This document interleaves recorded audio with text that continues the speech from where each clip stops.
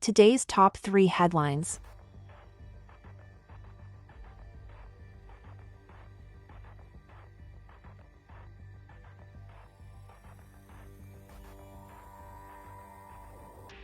Two Swedish nationals were shot dead in central Brussels on Monday night, and a man who identified himself as the attacker claimed to be inspired by the Islamic State extremist group. The shooting took place in the capital's northern districts, and the gunman, who was wearing a fluorescent orange jacket and using an automatic rifle, fled the scene on a scooter after the incident.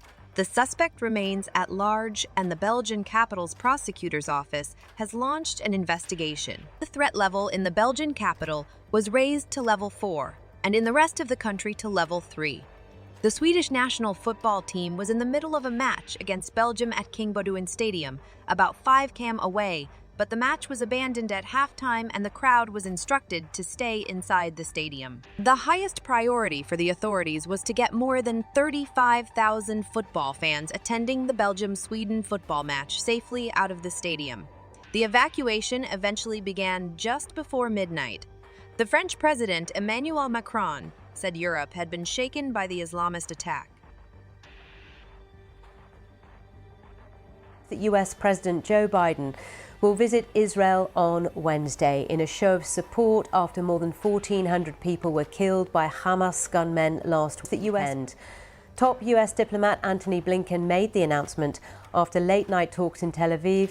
He also said the US and Israel had agreed on a plan to allow humanitarian aid into Gaza, where UN agencies have warned of a deepening crisis, and more than 2,800 people there have been killed by Israeli airstrikes. Meanwhile, Hamas, which is designated as a terrorist organization by governments including the UK and US, says it fired a barrage of rockets at Jerusalem and Tel Aviv overnight, with sirens sending lawmakers to bomb shelters.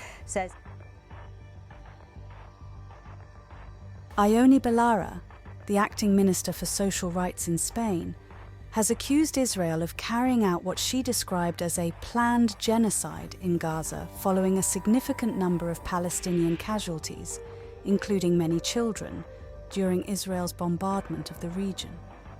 She also referred to the actions in Gaza as a form of collective punishment, possibly constituting war crimes. Belarra has called for Spanish citizens to protest and urged her country to distance itself from the US's strong support for Israel. She also called on the Global South to seek a solution to the Israel-Hamas conflict.